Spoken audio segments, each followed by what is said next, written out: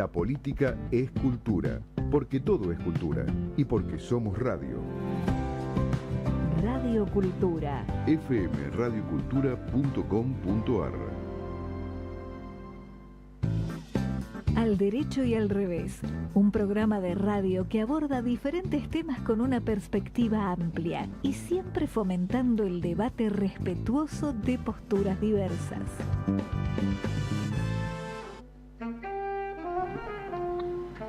Hola, ¿qué tal? ¿Cómo andan? Empezamos el programa número 335 de Al Derecho y al Revés y tengo el micrófono tan alto que me está rompiendo los tímpanos, mira. Así nomás te lo digo, Leo. Van a tener la culpa. Leo Justi operando, Fede Politi en la producción, y estamos comprometidos a empezar con algo de humor cada programa. Entonces yo tengo que decir pavadas, cosa que no me cuesta nada. Marta se pone seria porque no le gusta, Mercedes se ríe un poco y Charlie está ahí a tono medio porque como él es el autor de los chistes del programa, le estoy ocupando su lugar. Bueno. No. Vos no empieces mintiendo, porque a mí los chistes me gustan. No me gustan los chistes tontos, pero sí me gusta y soy una absoluta defensora del sentido del humor, que es distinto. Alguna vez le dije a alguien, ¿con qué asocias el sentido del humor? Y me dice, a la dignidad. Mirá, bueno, perdóname, pero ese hombre tiene que hacer un curso intensivo del sentido del humor, porque no entiende nada de eso. Bueno, pero por lo menos a la inteligencia. Tal cual. Mercedes Jones, Carlos March, Marta Llanarte, Alejandro Drukarov. Marta lo hizo el programa anterior, me hizo dar cuenta de que nosotros nunca decimos quiénes somos, descartamos que nos conoce hasta el último ser humano del planeta, y la verdad que el último no nos conoce, creo que es el penúltimo sí, pero el último no es seguro. Empezamos con humor y empezamos con buena onda, y tenemos una invitada que contribuye a la buena onda, porque en una situación tan difícil como la que atraviesa la sociedad argentina, vamos a conversar con Ivana Arigós, marplatense, presidente de la Asociación Civil Trombofilia y Trombosis Argentina, que es alguien que básicamente hace el bien, y yo diría que realmente, tomando la metáfora sin mirar a quién, porque así es. Yo voy a leer el tweet fijado por Ivana en su usuario de Twitter, que dice: por un diagnóstico precoz, tratamiento adecuado y prevención de la trombosis, por una política pública de salud preventiva. Ivana, ¿cómo te va? Buenas tardes. Hola, buenas tardes. ¿Cómo estás, Alejandro? Bueno, buenas tardes a todos y a los oyentes. Y permitidme, gracias por la invitación. Realmente para mí un honor estar acá con ustedes hoy charlando. Bueno, y muchas gracias por lo de...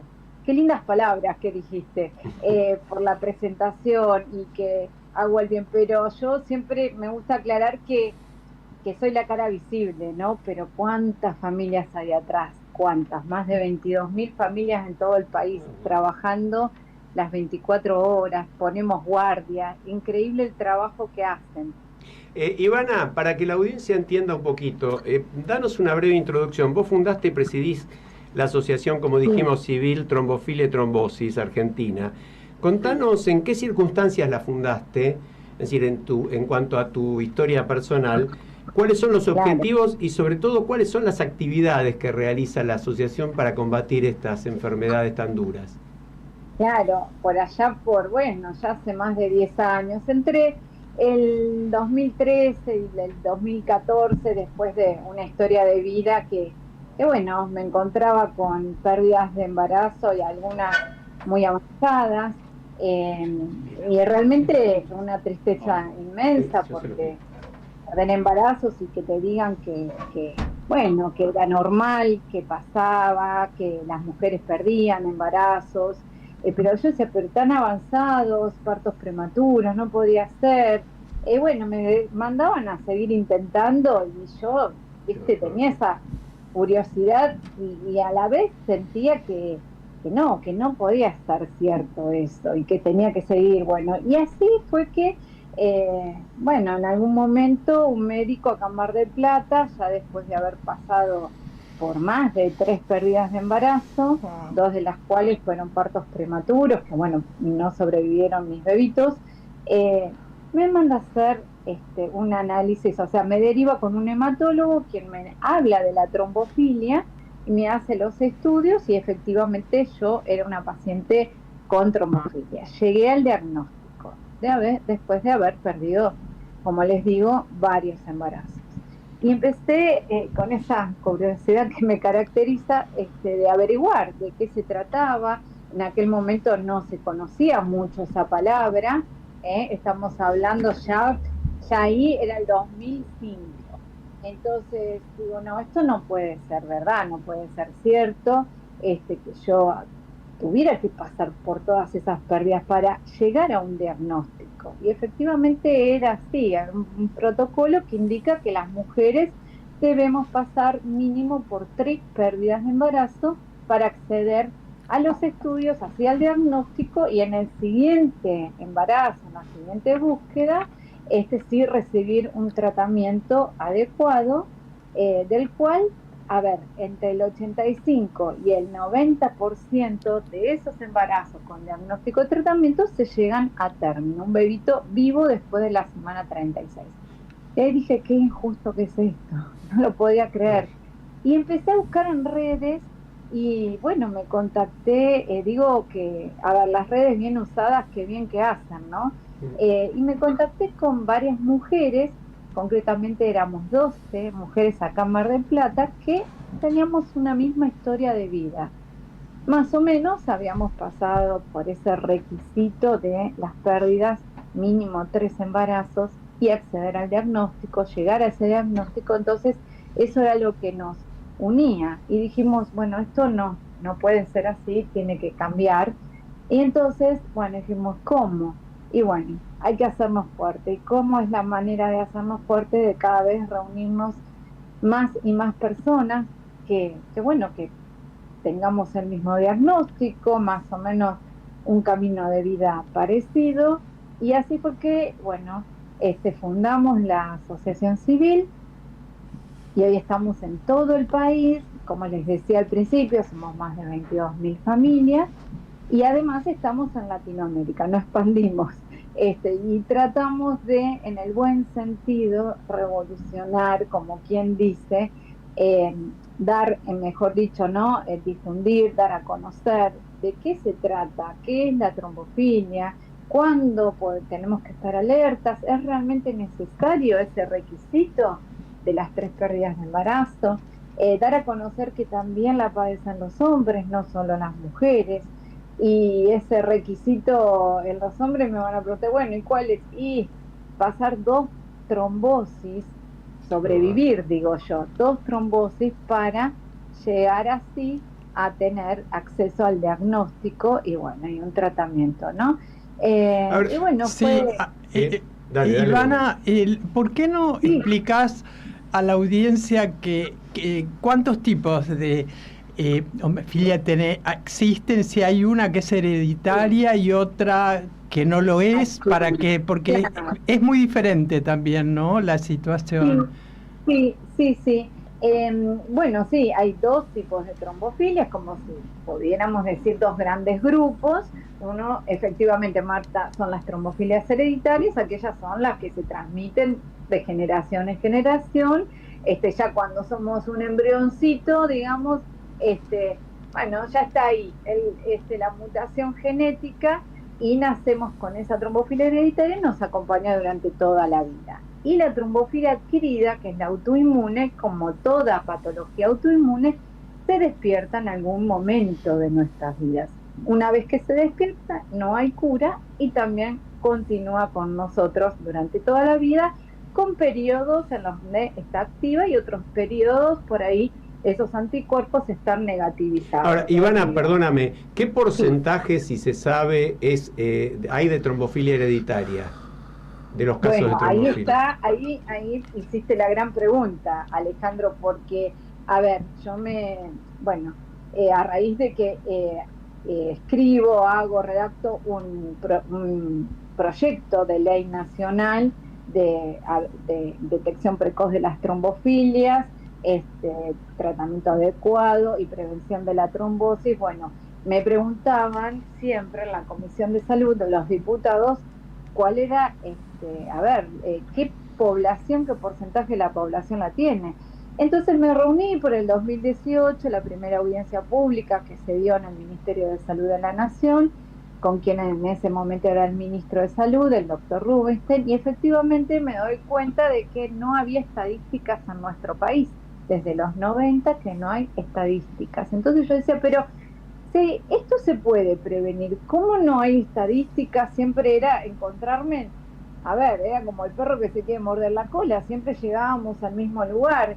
Entonces, el año pasado, y esto es una de los objetivos de la asociación civil, tomamos la iniciativa y nos firmamos un convenio de colaboración mutua con una empresa argentina que es Biotech, que fueron quienes hicieron el primer kit del COVID, de detección del COVID en Argentina. Bueno, ellos desarrollaron un kit de detección de trombofilias hereditarias, y junto con también el Hospital Austral, con la doctora Mariela Gerde, que es jefa de trombofilia del Hospital Austral, hicimos la primer campaña nacional y gratuita en Argentina, donde diagnosticamos a 100 mujeres, pudimos darles 100 diagnósticos precoz, y con eso obtuvimos, claro, que sí, una estadística.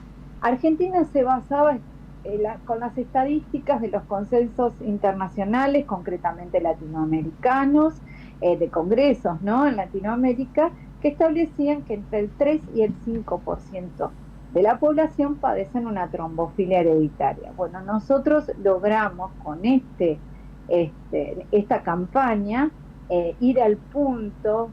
Se basa, quisimos demostrar el nexo causal entre la paciente y los antecedentes familiares, que si preguntamos, si cuestionamos a esta paciente qué antecedentes tienen, podemos, como quien dice, hilar finito y hacerle el estudio a esas personas. Bueno, eso casi cuadruplicó el porcentaje. El 18.18% de las mujeres en Argentina que tienen antecedentes familiares trombóticos tienen una trombofilia hereditaria.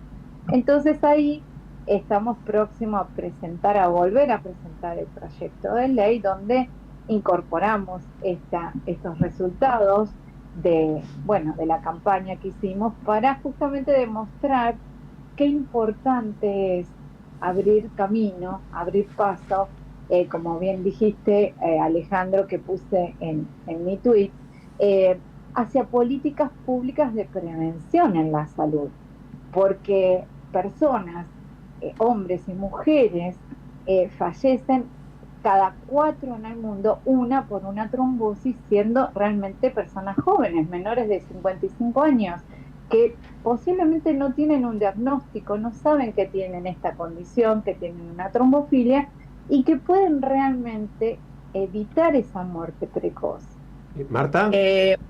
Sí, hablábamos justamente con nuestra invitada en el Zoom previo, y yo le decía que desde el programa, y seguramente ustedes lo comparten, Alejandro, Mercedes, Charlie, nos genera una gran satisfacción poder abrir este espacio a gente que hace estas cosas que vos hacés, que son tan importantes.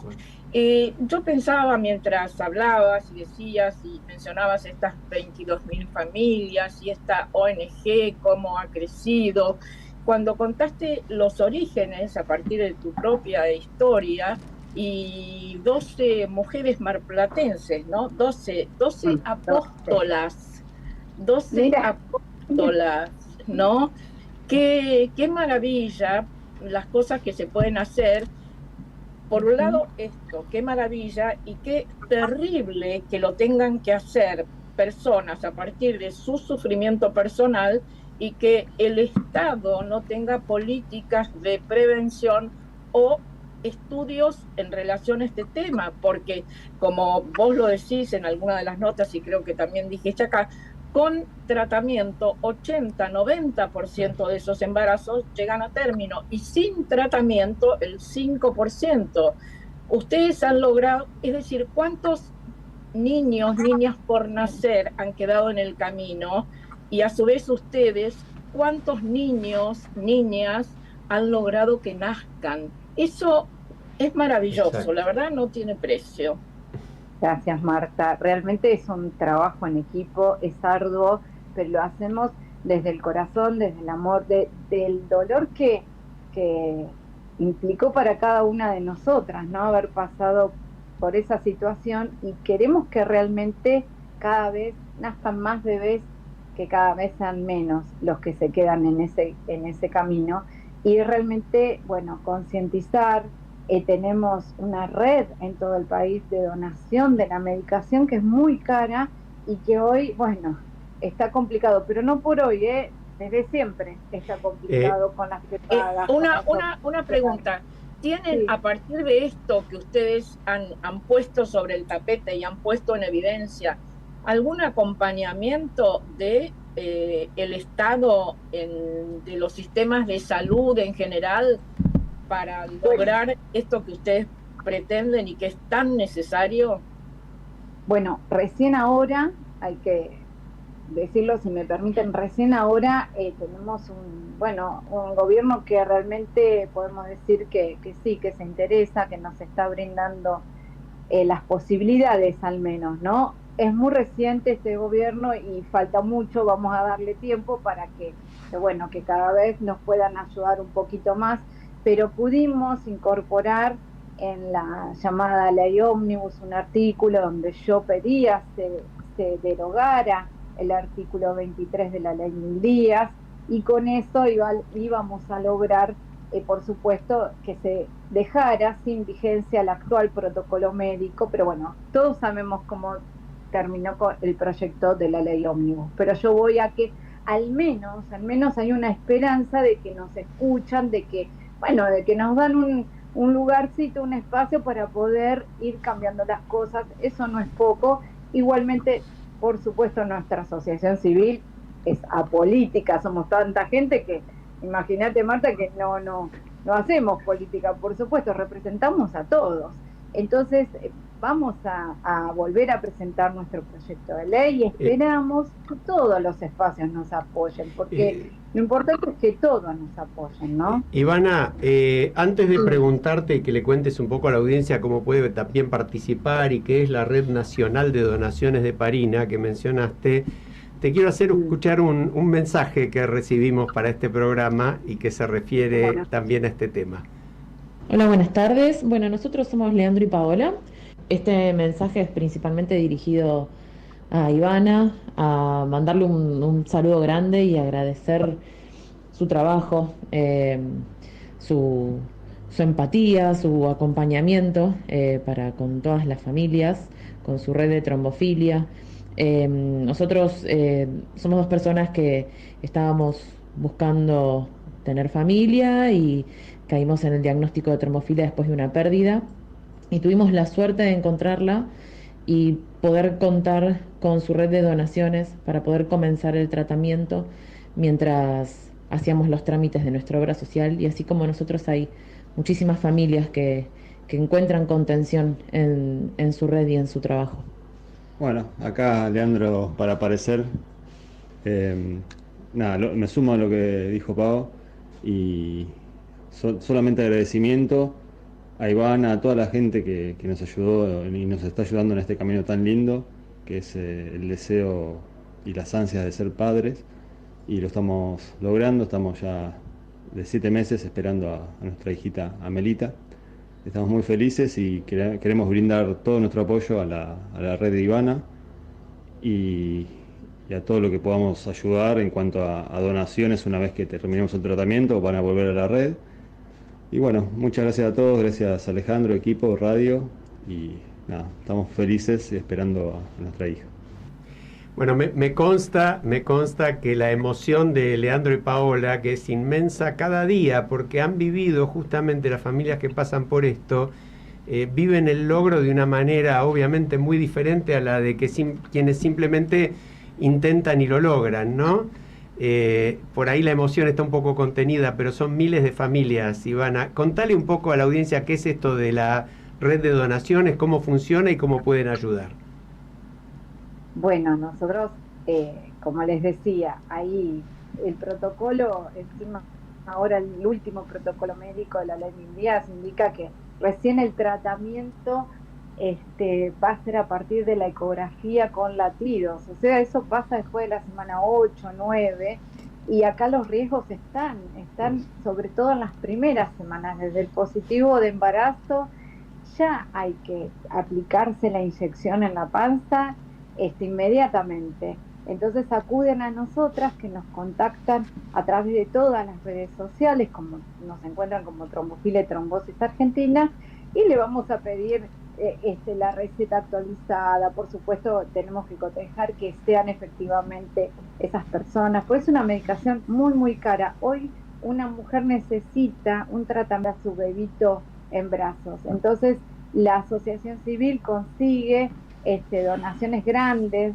de esta medicación a través de laboratorios o centros de salud que están próximos a vencerse, con un vencimiento de 2 o 3 meses en adelante. Y eso lo hacemos circular muy rápido y entonces logramos que no se venza la medicación y que luego, cuando la prepaga o la obra social les cubren, el sobrante vuelve a la red. Entonces ahí tenemos un circuito que es muy importante, ayuda a mucha gente, no solo a las embarazadas, también hay muchos nenes chiquitos, bebitos que hacen trombosis. Esto también es una lucha, un trabajo difícil, pero que lo llevamos adelante con la Asociación Civil, nuestro proyecto de ley, por eso pide por un diagnóstico precoz, ¿no? Porque sobre Ahora, todo... perdóname, Ivana, te interrumpo en esto. ¿Por qué alguien podría oponerse a que se haga el diagnóstico precoz y por qué está este ridículo planteo de que tenga que haber 3 pérdidas? Es decir, lo único que se me ocurre, como a cualquier oyente que en este momento lo está escuchando, es que no quieren pagar la heparina, digamos. No parecería haber otro motivo. ¿Es así de brutal el asunto? Claro, es netamente económico. El tratamiento y lo que es también el diagnóstico, ¿no? El estudio es un estudio de sangre, que no es de rutina. Se requieren, ciertos reactivos que son importados, que son caros, entonces esto funciona como un gran filtro, además de que si se quiere también un control de natalidad, pero me parece a mí que habría que sincerar las cosas, ¿no? Si quieren hacer un control de natalidad, bueno, perfecto, pero vamos a hablar con las cosas, las cartas sobre la mesa, como digo yo en criollo, me gusta decirlo, y ser muy clara.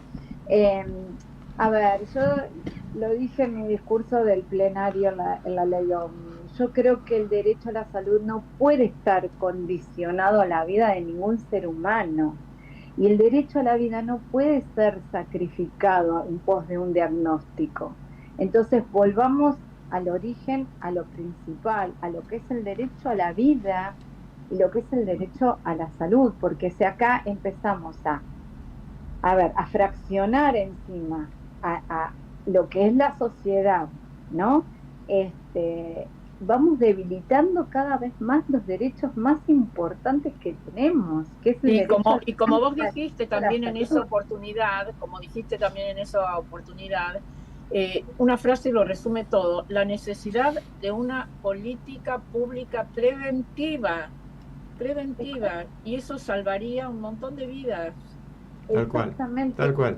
Porque además creo que hay un desconocimiento, como decía Ivana, ¿no? También de este tipo de enfermedad. Hasta que no se la padece, realmente se la desconoce. ¿Charlie? Sí, Ivana, yo quería preguntarte, ¿se entiende, no se justifica, pero sí se entiende que los actores privados de la salud pública prioricen la rentabilidad y la mirada económica? Pero, ¿por qué sentís vos que la política que debería imponer ese marco de valores y las condiciones en las cuales funcione los actores privados de la salud pública tampoco llevan adelante políticas públicas para encauzar esto? Bueno, exactamente.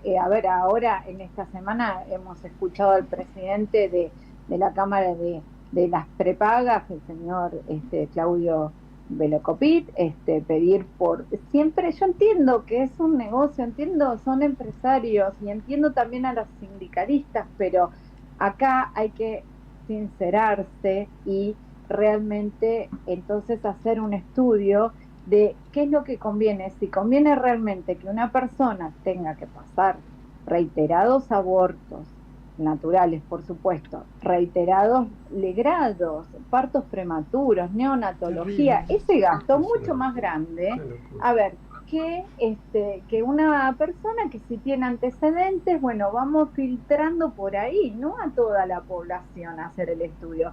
Y entonces es una cuestión de una ecuación económica que creo que no es tan difícil de llevar adelante. Si se quiere, se puede hacer.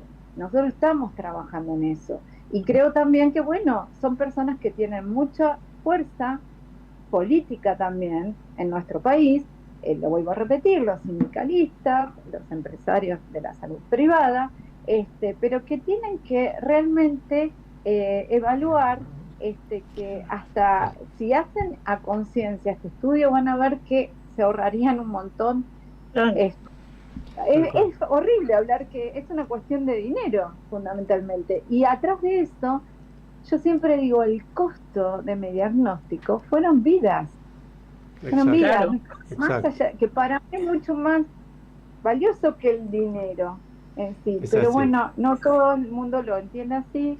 Esto es una cuestión que, a ver, en algún momento, en otros gobiernos, también se le pedía a las prepagas que, bueno, que compraran bonos del Estado. En fin, hay todo una cuestión, hay un trasfondo económico. Ivana, creo que antes de despedirnos, soy Mercedes. ¿Podrías decirle a la audiencia de qué manera pueden colaborar con tu asociación civil sin fines de lucro?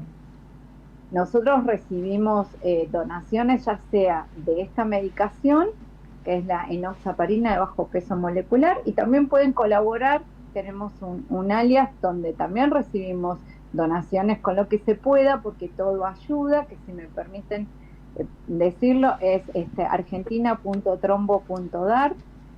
Y bueno, con eso también... Decilo, perdóname, digámoslo de vuelta, argentina.trombo.dar, D-A-R. Ese es el alias de la cuenta bancaria de la Asociación Civil Trombofilia y Trombosis Argentina, a la cual se puede donar. Y repitinos tus redes sociales también, no las tuyas, las de la asociación. No, por supuesto, es Trombofilia y Trombosis Argentina. Así nos encuentran en todas las redes, en Twitter, en Facebook, en Instagram. Se comunican a través de los mensajes privados y, como les decía, tenemos guardia las 24 horas. Realmente, esto lo digo, pero no por mí, sino por toda la gente que trabaja en la Trombofilia y Trombosis Argentina. Exacto. Nos llaman, nos mandan un mensaje y es instantáneo la donación de la medicación. Nos llaman muchas veces desde los hospitales también, porque hay que decir algo, en los hospitales públicos nos mandan los pacientes porque no tienen la medicación y les dan los teléfonos inclusive de contacto, pero por las redes nos pueden comunicar, se pueden comunicar al instante. Y literalmente es cuestión de minutos, porque nos organizamos por zonas, por dosis, así que donde estén, en cualquier punto del país, inmediatamente tienen la medicación, porque es cuestión de vida, no solo de una embarazada, vuelvo a repetir, hay niños con trombosis, personas con tratamientos oncológicos que necesitan también esta medicación y es muy costosa, y ahí estamos para ayudar. Ivana Arigós, Asociación Civil Trombofilia y Trombosis Argentina, muchísimas gracias por tu tiempo, pero sobre todo por lo que hacen. Muchas gracias a ustedes por el apoyo, el acompañamiento y ayudarnos a difundir. Gracias. Y un abrazo enorme a las 12 apóstolas. Gracias. Muchísimas gracias. No me había dado cuenta de eso, pero a veces no tienen que ser las cosas, dicen, ¿no? Gracias, muchísimas gracias. Bueno, un abrazo, Ivana, y ya volvemos, ¿no? Al derecho y al revés. apuntamos a ser caja de resonancia de la sociedad civil y a estimular la participación ciudadana en la vida pública, difundiendo las iniciativas que la canalizan.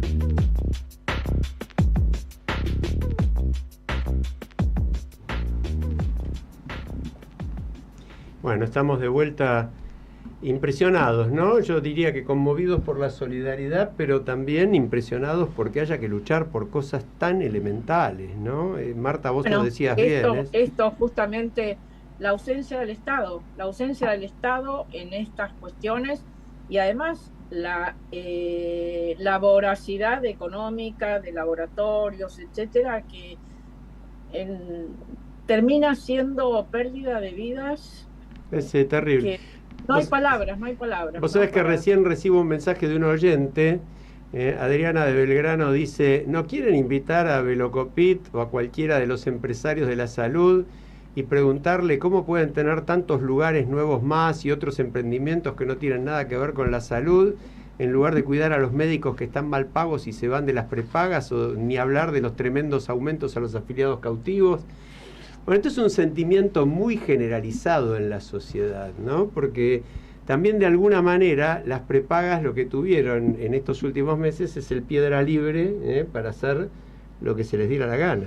Vos sabés que yo tengo un amigo filósofo colombiano que estuvo en este programa, Bernardo Toro. Grande. Bernardo sostiene que los políticos no tienen clara la diferencia entre políticas de salud y políticas de medicina. Él dice, la salud es un tema cultural y de prevención, la medicina es un tema de ciencia y dinero, por lo tanto, se puede llevar salud de calidad a toda la población, es imposible llevar medicina de calidad a toda la población. Qué buena diferencia, ¿no? Qué bueno.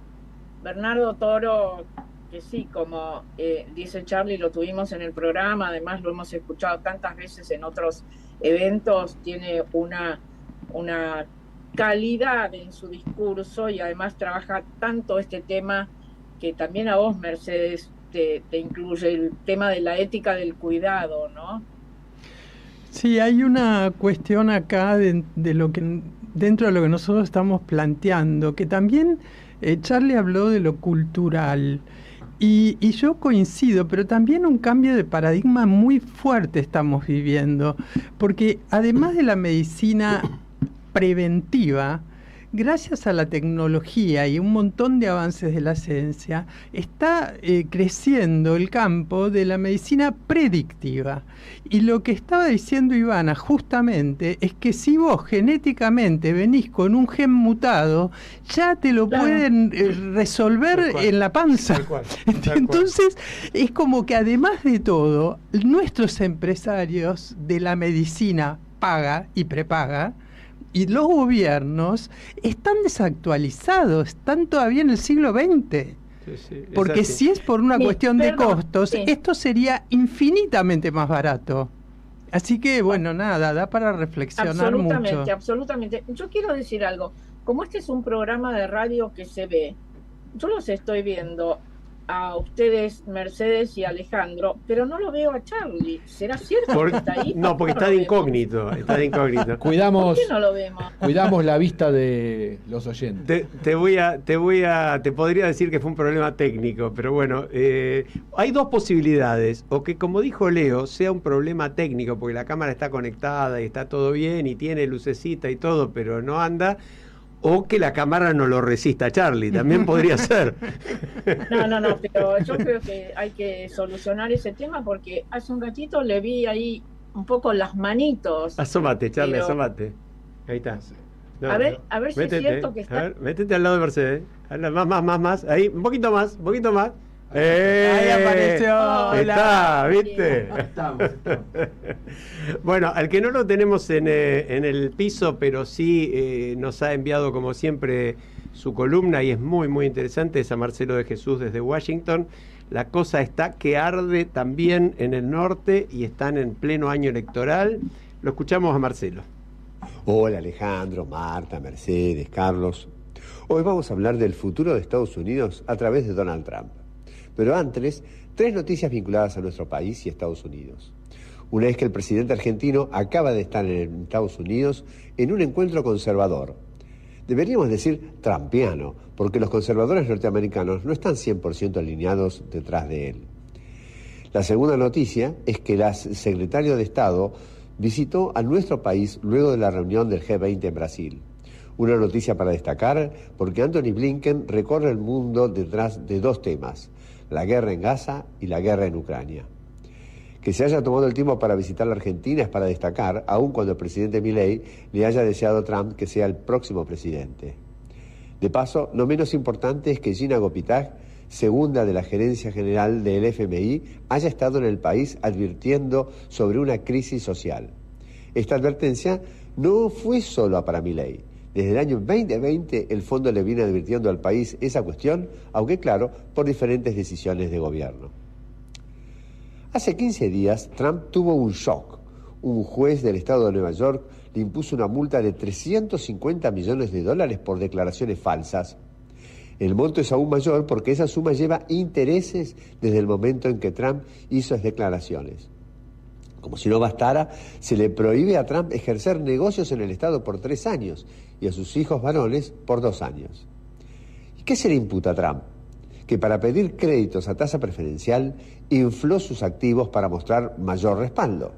Por ejemplo, sostuvo que un departamento suyo tenía 10.000 metros cuadrados en lugar de 1.000. Entre muchos otros hechos. Ahora bien, Trump sostuvo correctamente que no había perjuicio porque él no dejó de pagar los préstamos. Además, del lado de los prestamistas no había personas incultas, sino instituciones de primer nivel como el Deutsche Bank. En sus declaraciones, el banco sostuvo que no constataron las diferencias entre las declaraciones y la realidad porque confiaron en quien las hacía. Pero el juez sostuvo que esa no era la cuestión. Lo que cuenta para hacer negocios en el Estado es ser honesto, y el juicio mostraba una gigantesca maniobra defraudatoria.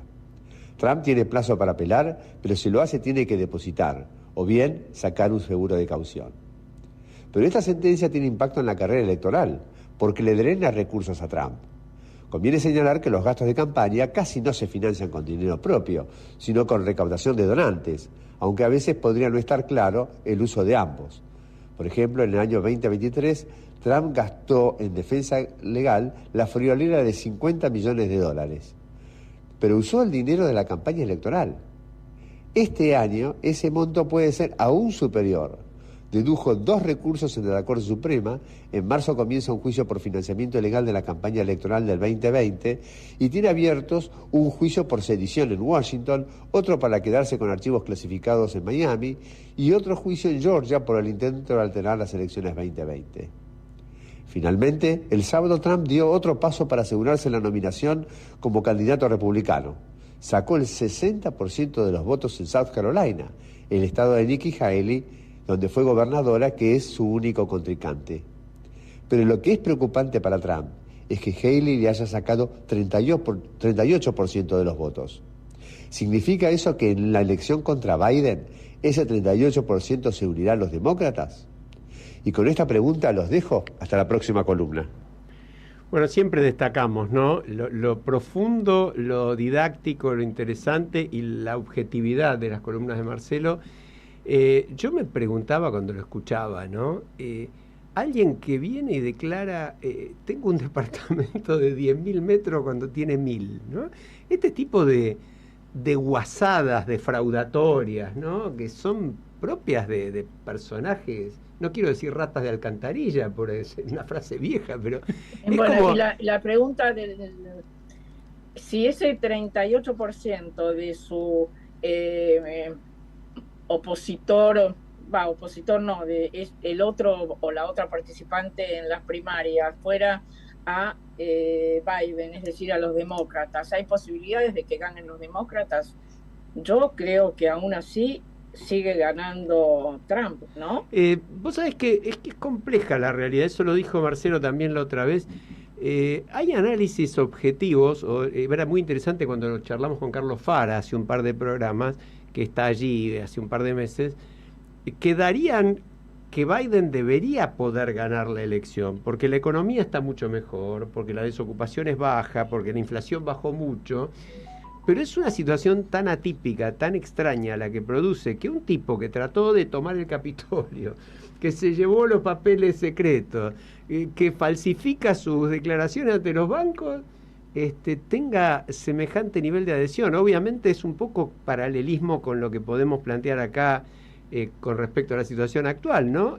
No es a esa persona que tanto lo quieren, sino que votan contra lo otro, contra lo que tuvieron, contra los demás. Es mi única explicación. Sí, tal cual. Bueno, ¿qué les parece si, ya que nos estamos metiendo en Argentina, yo desde la orilla de enfrente, desde Uruguay, quisiera empezar a hablar de el comienzo de clases, ¿no? Hoy comenzaron las clases en Argentina, con la realidad de un paro también insólito, innecesario seguramente. El desmantelamiento cultural que se está generando va creciendo.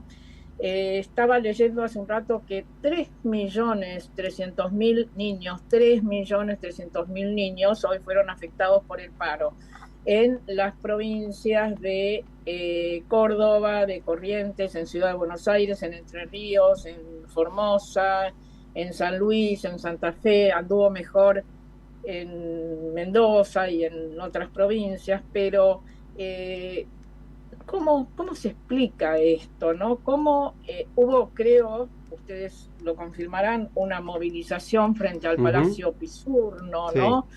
Es cierto que los docentes no son reconocidos como debieran, pero está todo el trabajo ahí, la manipulación del sindicato, que así como veíamos con nuestra invitada que el perjuicio cuando el Estado se borra, cuando se generan este tipo de situaciones absurdas, lo que se pierde son vidas, y en este caso no vidas, ojalá, sino se pierde la formación de los que han de continuarnos en este país, ¿no? Yo, Marta, creo que hay un derecho y un revés en esto, ¿no? Para mí bastante notable. Por un lado estamos hablando de los mismos gremios y sindicalistas y dirigentes, porque además cuando hablamos de los mismos es porque son los mismos hace muchísimos años, ¿no? Que no hicieron un solo paro ni un solo reclamo en 4 años del gobierno anterior. Dato irrefutable que por supuesto les quita enormemente autoridad moral. En paralelo estamos hablando de sueldos que han tenido un aumento ínfimo en comparación con una inflación brutal que en los 3 meses que va a llevar este gobierno, cuando lleguemos a la altura del 10 de marzo, va a estar alrededor de un 80% la inflación acumulada.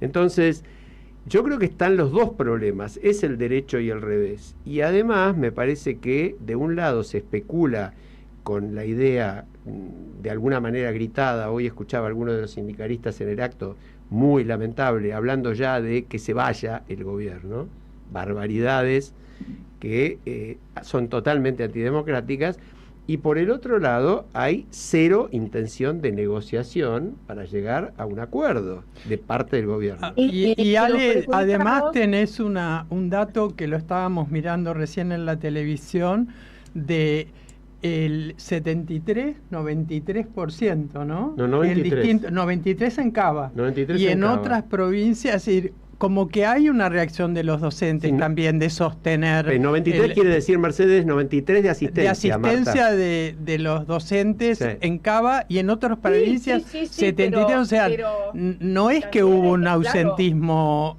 significativo. No, es cierto, pero los perjudicados, los que no tuvieron inicios de clase fueron 3.300.000, que es un montón también. Sí, claro. Y vos decías, Alejandro, no en el periodo de gobierno anterior no hubo paros, qué casualidad, no hubo paros, pero mejoró la educación. Por supuesto que no. Mejoró la educación, por supuesto que no. Los datos son, miren, los siguientes. El 60% de los niños de la escuela primaria, además la escuela primaria es fundamental porque por supuesto, tiene que ver con la alfabetización temprana, tiene que ver con la lógica matemática, elementos aunque sean mínimos, los fenómenos de la naturaleza, algo de programación. No solo no reciben o no pueden incorporar nada de esto porque se les enseña mal, porque son chicos muchas veces que están en situaciones de pobreza o de indigencia, que la educación los traspasa sin que ellos se enteren, ¿no? El 60% no aprende a leer. Y en sexto grado, esto es un dato que leía hoy, el número de analfabetos llega a casi el 70%. El 70% de analfabetos en séptimo grado. Analfabetos funcionales, digamos, que no comprenden lo que Vos hablas de comprensión, sí, claro, ¿no? No el comprenden concepto, lo que leen. Claro, no el concepto histórico de analfabetismo, digamos. Exacto. Ajá. Analfabetos funcionales. Y cada vez en los tests o en las pruebas a nivel de distintos países, Argentina va quedando en un lugar más bajo, cuando hemos sido un país que nos hemos destacado por el nivel de excelencia en la educación, ¿no? Yo creo que es un tema que merecemos tratar específicamente y lo vamos a hacer, Sí. pero lo quería escuchar a Charlie. Antes quería dale. decir, en relación con lo que planteaba Marta, Voices, Constanza Sile, justamente acaba de hacer un estudio que a ella le hemos invitado varias veces al programa, donde plantea un tema de que además de todo lo que estamos hablando, la educación, los contenidos de la educación en Argentina están absolutamente alejados de la realidad y de las necesidades actuales de cualquier educación en cualquier lugar del mundo, los ¿no? invito, Entonces, yo a veces hago eso, los invito a que ojeen algún libro de texto de la escuela primaria. Yo a veces lo hago porque tengo nietos que están en la escuela, y la verdad que Tremendo. yo digo, pero cuánto falta acá, Sí, ¿no? sí, terrible. Qué aburridos en algún sentido, qué poco interesantes. Sí, ¿Quién sí, controla los libros de texto, no? Me gustaría que hubiera paros sobre eso también, ¿no? Dale, Charlie. Mira, acá estoy con internet. Se cumplen 140 años, el 8 de julio, de la promulgación de la ley 1420, que estableció la educación gratuita, común y obligatoria. Y creo yo que fue la ley que construyó la clase media en Argentina, ¿no? Una clase media de acceso a oportunidades basada en esta ley. En cantidad la gente pudo acceder al sistema educativo.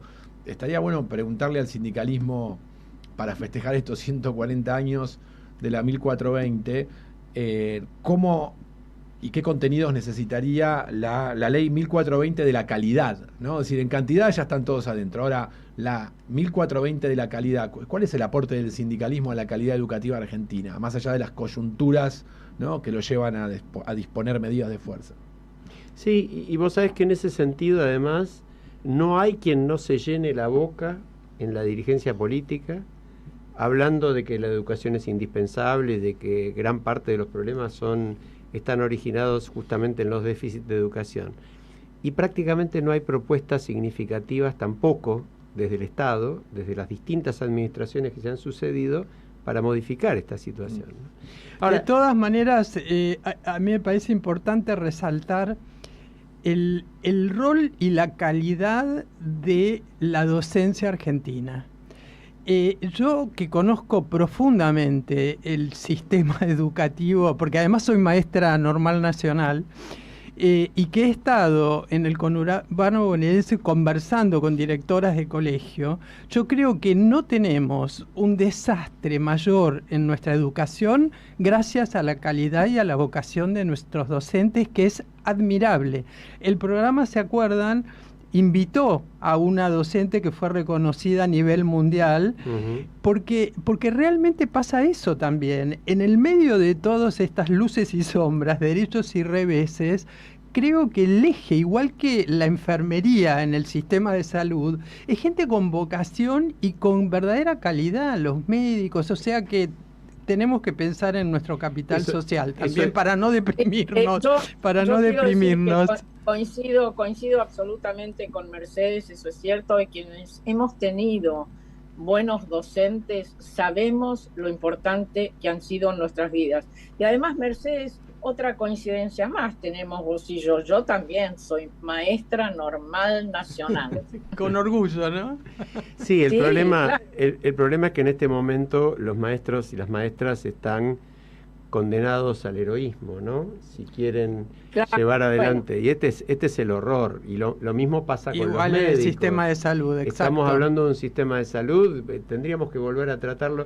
Y yo les voy a Los proponer... imprescindibles, ¿se acuerdan, no? Tal cual. Los imprescindibles. Vamos a volver a invitar a algún profesional de la salud, de los que tienen una experiencia fuerte en los sectores de lucha, tipo terapia intensiva, y que nos expliquen porque se está vaciando. Por ejemplo, el otro día escuchaba a uno de los directivos de una de las sociedades, creo que la Sociedad de Pediatría, hablando de la falta cada vez mayor de pediatras, porque no quieren seguir la carrera, porque sencillamente no es rentable, no se puede vivir con eso, hay que tener 3, 4 trabajos y andársela rebuscando de una manera tal que o se van o buscan otra alternativa, ¿no? Ese tipo de problemas no se encaran demasiado en la Argentina. No. Bueno, Y no se planifica las especialidades que necesitamos. también, ¿no? también. Porque No se hablamos de estimula. pediatras y por ahí se necesitan más geriatras que pediatras. Y en algunos otros lugares, por el tipo de enfermedad que hay, en algunas provincias, otro tipo de especialidad, y eso no se planifica. Marta, nos quedan un par de minutos, pero vos sabés que leí un artículo hace un par de días, que sé que vos también lo leíste, que recuerda que era un idiota. ¿Te acordás que nosotros escribimos sobre el tema hace Pero claro, no mucho tiempo, ¿no? entre los griegos, el idiota era aquel que no se ocupaba de las cosas de la comunidad. Tal Y cual. entonces, en el transcurso de los siglos, aquel que permanece aislado, que permanece indiferente a las cosas comunes, Claro. se lo empezó a llamar idiota, pero Tal cual, el origen es el ciudadano que no participa. Tal cual, y creo, no me acuerdo si el título nuestro era tipo No seamos idiotas, pero creo que era algo parecido, ¿no? Algo así, o variedad de idiotas. O variedad de porque ahora idiotas, algo así. hay cantidad de Bueno, idiotas. el título de este artículo de Marcelo Recico, un profesor de la UCA, es ¿por qué es un idiota, entre comillas idiota, quien evade la justicia social? Y la síntesis dice, un buen gobierno no puede esquivar ese cometido porque sería negar su razón de ser, reduciendo la interacción en comunidad a la ley de la selva. El león se comerá al ratón y es mentira que todos podemos ser leones. Bueno, tema para otro programa. Tenemos un par de minutos. Marta, yo quería recomendar una película y vos un libro, y me parece que es como casi coincidente, ¿no? Lo nuestro. Sí, sí. Porque la película que yo quiero recomendar, que es de 2008 en realidad, pero le confesaba a Mercedes y a vos también en la previa, que la vimos con Eve ahora este fin de semana, es El Lector, ¿no? Una película con Kate Winslet, con Ralph Fiennes, tremenda película. Tremenda por buena. Por buena, por profunda, por lo que te hace pensar, por todas las pasiones y las actitudes humanas. Bueno, el que no la vio igual se puede spoilear, esa película de 2008 un poquito. No puedes spoilear. No la puedo spoilear. No, a mí me encanta definitivamente spoilear. no. Fue el mayordomo. Pero vean, no, en este caso no. No, pero es una película sobre una mujer que trabajó en su momento en campos de concentración nazis, y de alguna manera ese horror que pinta la película, que no tiene ningún golpe bajo ni ninguna cosa cruenta, pero muestra a qué punto también era un trabajo más en la Alemania nazi el de ser un ayudante ahí. Bueno, a esta mujer le leían libros porque ella no sabía leer ni escribir. Este es un poco el núcleo de la historia, pero es bastante más compleja que esto. Y Marta, está el libro justamente en el cual se basa la película. Pero vamos a hacer un alarde de la cultura de este programa. Vos hablás de la película y haces mención a cosas que tienen que ver justamente con enriquecimiento cultural de cada una de las personas que puedan ver esa película, y por otro lado yo lo completo con el autor de ese libro maravilloso. El autor es Bernhard Schlink, un alemán que es jurista. Además, justamente habrás visto en la película que hay muchas cuestiones que tienen que ver con lo jurídico. Tal cual, y el protagonista es abogado también. Uno de los protagonistas es abogado. Obvio, bueno, obvio. Y el libro es impactante, atrapante, muy recomendable. El lector de Bernhard Schlink. Buenísimo. Bueno, nos estamos yendo, me sobran como 30 segundos y no sé qué hacer. Estoy como... Ustedes, hay una escena de la película Que diga algo Charlie, que diga algo Charlie. Que diga algo Charlie, sí. No, en Mi querido presidente, ¿se acuerdan de esa hermosísima película también con Michael Douglas y Annette Bening? El presidente en un momento dado viene con toda la agenda corriéndole, que llega tarde a esto, llega tarde al otro, y de repente la secretaria le dice: señor presidente, estamos con 5 minutos de adelanto. El tipo sale corriendo diciendo: llego tarde. No, de adelanto, dijo. ¿Y qué hago ahora con la vida? Bueno, vayan a ver Edith Piaf, que están levantándola, creo que ahora el 3 de marzo. Aquellos Piaf, que no fueron, Piaf. Alucinante. Elena Roger, espectacular. Hasta la semana que viene. Un abrazo grande para todos.